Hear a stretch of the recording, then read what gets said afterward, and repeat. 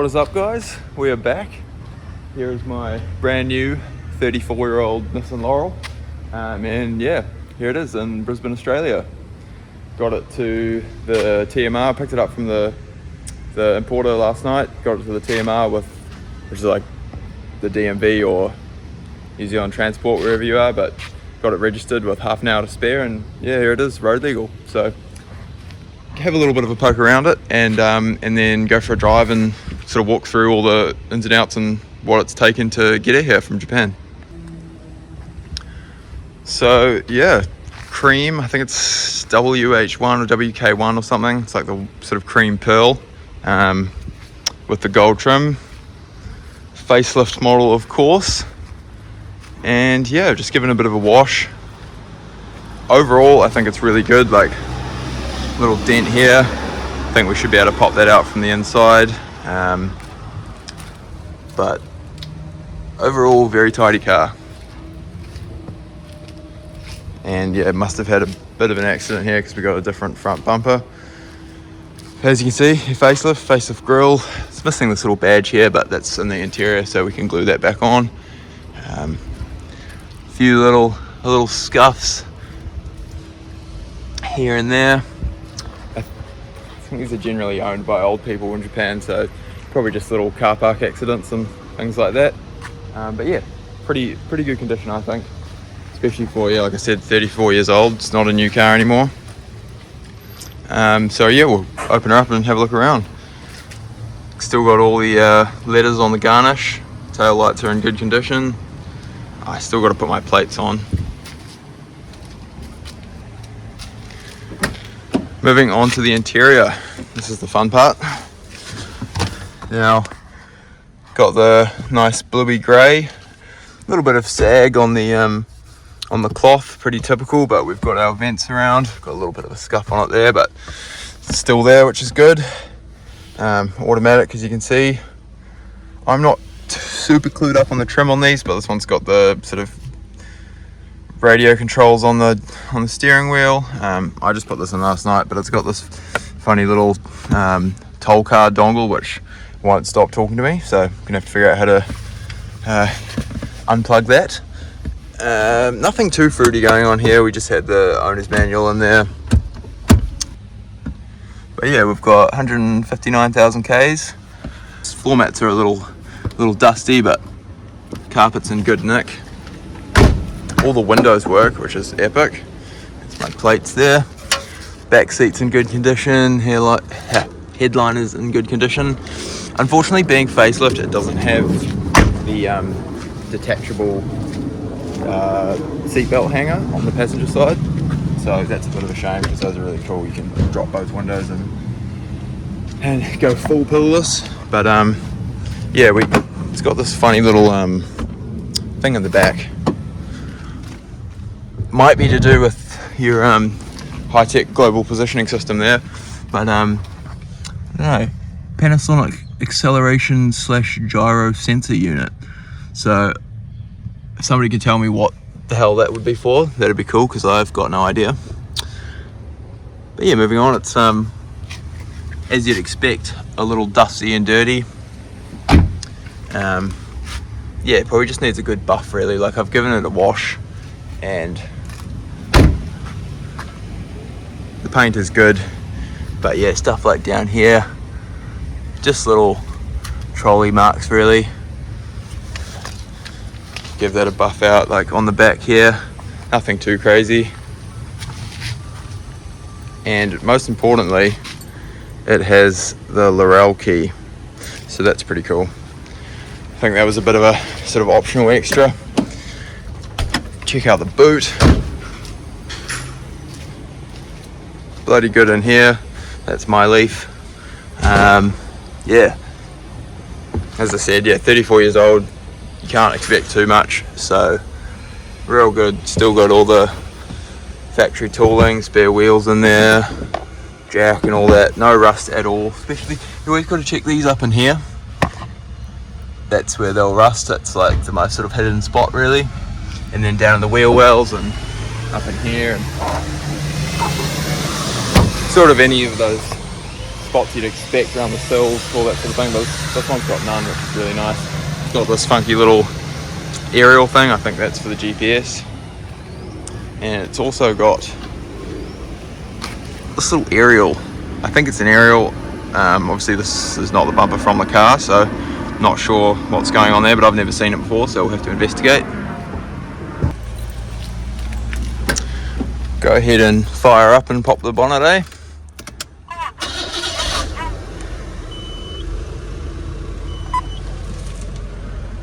Yeah, this little thing, it seems to sometimes want to talk and not stop, and sometimes it doesn't say anything, so have to figure that out.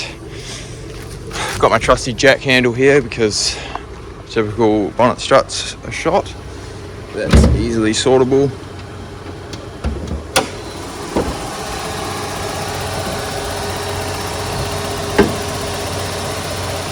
So yeah, there it is, trusty 20E.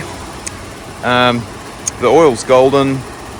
It looks like it's got a pretty new radiator. I saw the cap, and then if you look down, it just looks really clean in there. Looks like a new fan. Looks like a pretty new oil filter. Overall, the intake looks really clean. Distributor looks like it could be newish. New oxygen sensor down there. So yeah, there's my Queensland mod plate, and it's got a little bin tag they put on in the sill. But yeah, stock as a rock and really tidy. You never know when you're buying these things from auction what they're going to be like. I mean, it looks good, but I'm really happy with just the condition of it.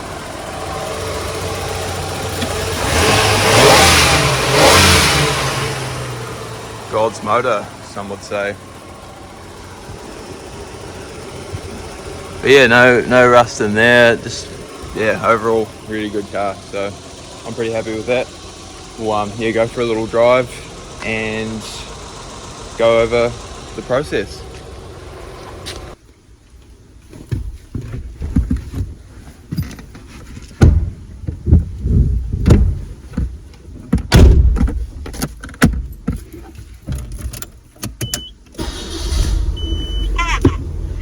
So, thought we'd go for a bit of a drive and just sort of go over everything that I had to sort out to import this car. It's not very nice weather, but I don't really have anything else to do right now, so go for a cruise.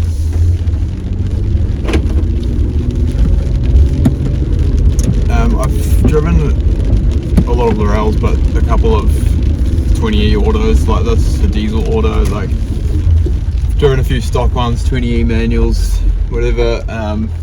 This one definitely drives the best. Like the automatic box is, I mean, it's not perfect, but for 34 years old, it's pretty bloody smooth still. The suspension feels nice, drives nice and straight.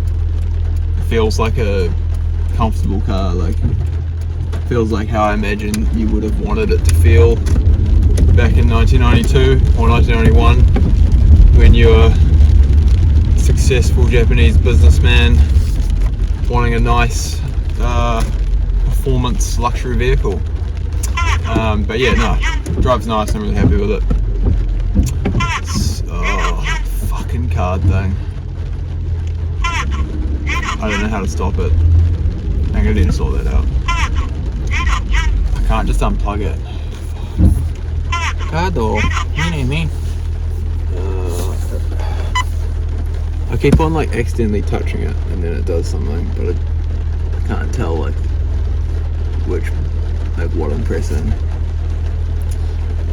Oh well, we'll just have to keep fiddling with it, I suppose. Anyway, so you want to import a car. I imagine this obviously won't be specific to New Zealand. Like this will be specific to Australia. So if you're thinking of doing it to New Zealand or America or whatever, it's going to be different. But it'll probably follow a similar process. Now I know there's a lot.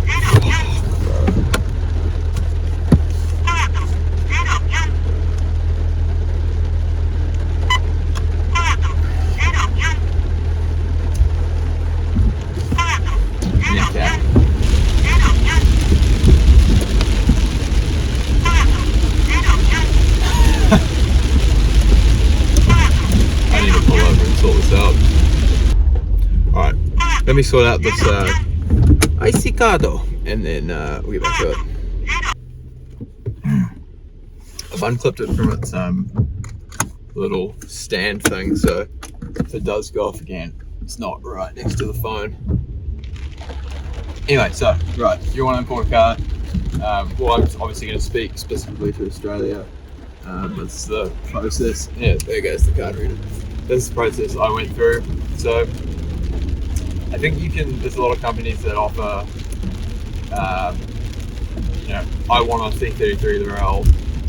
You help me find one, and they'll look through the options. Like, I don't even know. Maybe they'd like to bid on it. Like, if you're just like, these are the specs I want. Like, find me one. I know there's companies that do that, and they look for the car for you. I didn't really want to do that because I just wanted a Laurel in Australia. Like, you just can't buy them here. Like, there are a few, but they're really expensive, and I just couldn't find one. Like, I found one that was like sitting in a paddock, didn't run, had a car been sitting on top of it, like forklift poked holes in the roof and stuff, and they wanted like, I think like $8,000 for it or something. It was fucked. Like, the car was fucked. It had some nice bits on it. The interior was rusty as fuck, like been damp. It didn't have any major rust, but it had like a hole in the roof, so it was fucked. So didn't want to do that. That was just too much. And then like there just aren't any other ones for sale. They occasionally pop up, but it's pretty rare. So my criteria was a C33 basically. I really wanted the grey interior or the red. I don't like the brown that much. And facelift would have been really good, but price obviously too. Like, if you want to buy like a turbo one in Japan, especially if you look on Goonet or like Yahoo Auctions even, like some of them are like 35, 40 grand. Like they're not cheap, but there are a lot of cars like this which I can only assume are estate sales or old people that stop driving or something. I don't know, but they go through the auctions for like pretty cheap sometimes. The white one I imported, the 20-year T-build, that was, I think the car was like $1,600. Obviously you got to pay all the import costs and everything, but what I'm saying is they go for really cheap. So I was like, I'll find the car, and I used a website called prestigemotorsport.com.au to do that. And there's a number of websites where you can look at auctions coming through. Now, if they're a USS, so there's like different auction houses in Japan, and a lot of them are like under this USS brand. If they're USS, then there's going to be really limited details on the auction. So the photos might be blurry. There might only be like one photo. So you have to. I think a lot of these import companies too have access to that. So like that's probably part of their service. But like I said, I wanted to find the car. So I just use Prestige Motorsport, and you can just, you know, search for model, year, future auctions, past auctions, so you can sort of get an idea of the prices they go for, because the non-USS auctions will tell you the sale price, so you can do a little bit of sort of price research. So anyway, I've done that before with the other one, so I know how that works. Did a little bit of research around who could help me bring one in. I didn't want to go through one of these companies because I don't know, just don't want to deal with like them like pestering you. I just kind of wanted to do it a little bit more personally. And I came across a guy named Blake Collar. He runs a company called Kuruma Auto House down in Victoria, and I'd seen his name pop up a lot for him helping people import cars and stuff, so I thought it could be a good shot.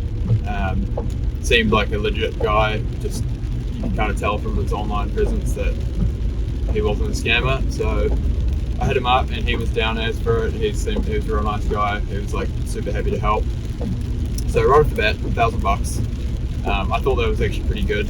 That was his fee basically for like helping me do it, because I can't communicate with auction houses. I don't know how to. So you could do all this stuff yourself. I don't know how to do that. So he was basically my port of call for like organising it all.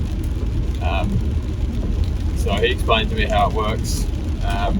I think in some instances you can kind of like bid up, but I think a lot of the time you have to be like, how much will I pay for this car? Let's say 500,000 yen, and then that's your bid. and you get your guy to bid on it for you, and if you're the highest bidder, you win it. And it's kind of annoying because ideally I'd want to be like bidding up, like, oh, you know, starting price, chuck a bid and kind of watch them go up, and it's whoever bails first. If you want to get it for as cheap as you can. But yeah, couldn't do it like that, which is pretty frustrating.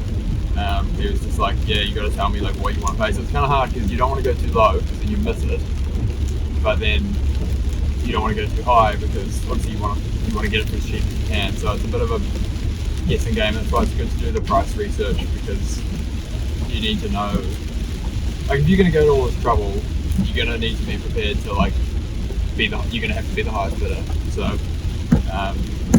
yeah, it's a little bit of cat and mouse kind of thing. Anyway, this one popped up and it wasn't super low Ks, and it's also like 150,000. It's low in New Zealand, but like a lot of these cars go through the auctions over there for 40,000 on them or something. So I knew it wouldn't go. It had a few scuffs on it. The bumper was a different color, so I knew it wasn't perfect. It's not like a grade 4.5 manual. But like, I just knew that it would go kind of low, but it still looked like a really good car. So I said, hey man, look, I want to get this one. He got his guys over there to book an inspection, so I don't know how that works either. Another thing that I wouldn't be able to do myself. And they sent through like a plethora of photos, heaps of really detailed photos, oil cap off, you know, like underside of the car, in the boot, like all that sort of stuff, and they all look really good. And the auction was like coming up, and I'm like, fuck, like I've seen some go, you know, like I said, the other one for $1,600, but then like a nice one like earlier in the week, still 28 auto, went for like $6,500. So I think I ended up wanting to bid like I don't know. Anyway, we ended up winning it for 366k. So I'll break down all the price here. I'm not going to try and add it up perfectly in my head, but I'll put the actual amounts on the screen. But bought the car for 366k at auction, so like roughly 3,700 Australian dollars. And then after that process is, yeah, fucking sweet, you won the car. And then importer books shipping. Well, you have to get it, not shipping to Australia, but shipping support, because you got to get the car obviously from the auction house support. So there's another thing you got to think about that you're going to pay for. Like, it's not just price car plus shipping plus tax. There's like all these other little things that you got to take into account. You get the price and the cost of the car, and then shipping support. So it's going to change.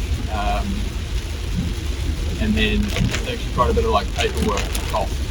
Like, I guess it's like deregistration, some certificates and what have you. So all up to get the car out of Japan, basically, like ready to leave Japan, I think it cost me about $4,500. So $4,500, and then it's just a waiting game. Like, you don't even know when it's going to get a boat. It's not like boats go from Japan to Brisbane every day. So it just sits there, just wait for its slot. It's pretty punishing. You know, you just pull your car straight away.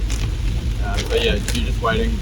Eventually find out what boat it's on, all that sort of stuff. That's all that other stuff that I can't do as well, like import approval, customs knows it's coming, everything like that. So that was just a waiting game. And then fucking really raining actually. Feel a bit bad for the old girl, but we're going to do something. It's quite nice driving around. Anyway, so it gets shipped. And then when it arrives, I'm trying to think what order I paid for it in. Basically, the next thing was shipping. It was like a customs thing, and the shipping and tax. Like, the tax isn't just the price of the car. The tax is the price of the car plus all the fuckery in Japan plus the price of shipping. It's the tax on that. So you buy a $5,000 car, it's not $500 tax. It's 10% on whatever, like all that stuff that added up. So I think the shipping plus the tax plus, you know, fucking processing fee they like to chuck in everywhere. That was around $3,500. So I'm kind of thinking, oh, a car's like $4,000, the shipping will be like $2,500, like we're golden. Nope. So yeah, $3,500 there, and then now they say it was randomly selected, but I reckon they just randomly select every car. But it was randomly selected for asbestos checking. Now this is just something you'd learn, I suppose, if I had got it checked in Japan, or pretended I got it checked in Japan, or some photos or something. I'm sure you can. I'm sure you can fudge your way around it, but anyway, they're like, we don't know if this car has asbestos in it. It needs to be checked, and it's going to be $1,100 minimum, which is ludicrous. But there's nothing we can do about it. And then so they asbestos checked it, and then it turned out to be $1,485 for the asbestos check. And then we're like, why the fuck? And they're like, oh, we said it would be $1,100 minimum. They didn't even say they haven't removed any asbestos because it doesn't have a clutch and the brakes are the same. Like, it doesn't have new pads or anything. So I don't know what, maybe they checked like exhaust stuff or some sort of heat shields. I'm not sure, but I don't think there's asbestos. But I got charged pretty much $1,500 for to check that. So that's another pretty big sting in the ass. And then, okay, car's cleared customs now. Now it's all dependent, right? It's not going to cost exactly this every time, but it's all something to think about. Then you got to freight it to whoever's going to comply it. So whether your complier sorts that for you or you get a private freight company to do it, you got to get it from customs, or you can pick it up yourself, I suppose. But I couldn't do that on the trailer here. So that's $250, and then gets to engineering, and luckily nothing wrong, like just signed it off. So engineering and like with a roadworthy certificate, and I'm pretty sure this was quite a good deal. It was $880, and then take it to TMR, which is, for people not in Australia, is Department of Transport and Main Roads or something like that. And then I didn't even really look at the breakdown. I was just like, just give me the fucking plates. But I put 3 months. You have to put 3 months rego on it, and that was like 300 or like 300 something bucks there. And now it's road legal. So yeah, I'll put the total down the bottom, but it was quite a lot for a less than $4,000 car. It's probably somewhere around 11.5, 12.5 grand Australian to get it landed here, which is less than what I've seen cars and like stock 20 Auto Laurel sell for here. So it's not terrible, but I was like, yeah, fucking I'm gonna get a mean deal. Like, fuck buying one here, I'll just import one, they're cheap as. I knew it was like, I don't know, it's been a good learning experience. Yeah, you figure out whether it's worth doing again. And the other thing is, like, obviously here I couldn't find one, so it's like what I had to do. But even if you might just, there's really cool cars coming out of Japan, so you might just find one that's real sick, and there's so much better condition over there most of the time. Like, obviously there's rough ones, but Japanese people just seem to really look after their cars. So now that we've gone over the totals and the process and everything, yeah, I think the fun part about importing cars, especially one like this, is like if you get a drift car, like a built drift car or whatever, you probably know what you're getting, or like who you know who owned it, what its life was like. But a car like this, like, who knows who owned it? Are they still alive? Like, what do they think of it? Did they buy it new? How long have they had it? Where did it come from? Like, I knew this car was in Gunnar, but you know, when you buy a car in person, you know, you meet the owner, they probably tell you who they bought it off, or whatever history they know.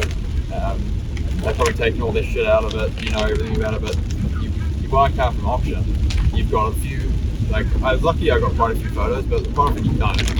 So you get fuck all photos, and you just like, it's like a lucky dip. It's like, fuck, what do I get? It arrives, and you're like, oh, what do I, you know? You've bought it now. Like, it's not, you go look at a car in person, you're like, oh, okay, think about it. But the options, it arrives, it's yours. So if you're finding out what you're getting after you're buying it, which obviously you buy it in the house, but it's pretty exciting. Like with this, we got this, you just get all these funny little trinkets. Like, I found like a cigarette from the 80s and a white one I imported. This has got the funny little Navman thing. But yeah, this one didn't really hit too much, but you often find like weird little things stuck under the seat, and it's just a bit more exciting, I think. Sort of like wondering where it came from and what its story is.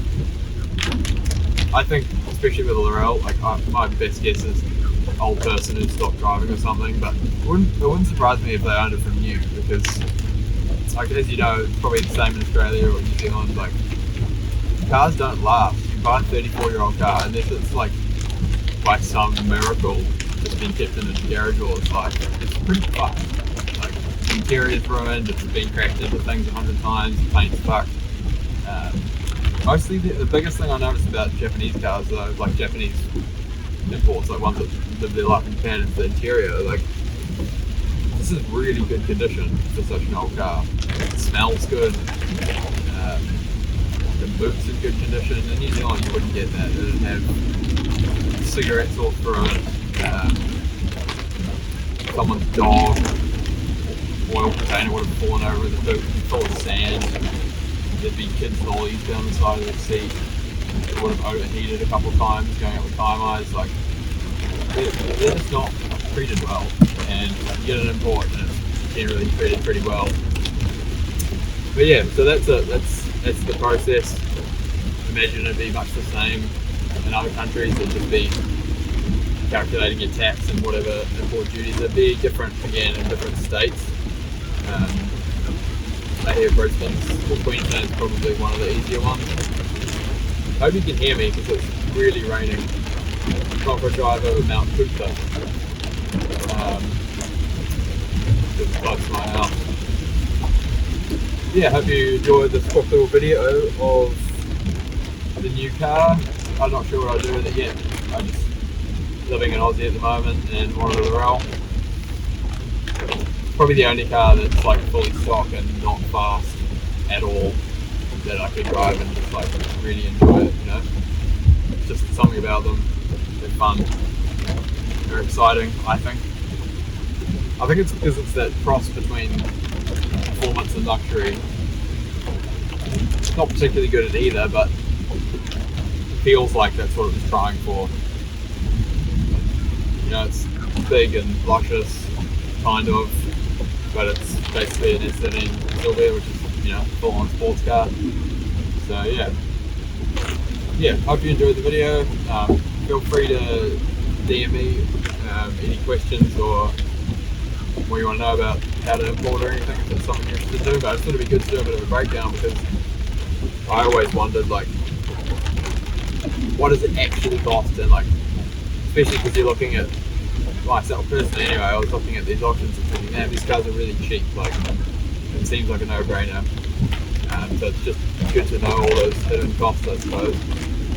Help you make a decision whether it's a good idea or not.